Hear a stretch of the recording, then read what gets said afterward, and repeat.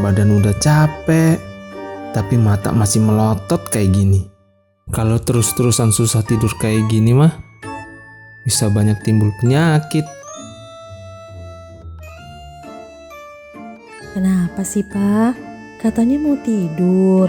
Apa susah tidur malam lagi? Masa terus-terusan begitu? Apa nggak capek tuh mata melotot terus? Nah, coba deh, Papa ikutin tips berikut ini. Siapa tahu bisa jadi solusinya.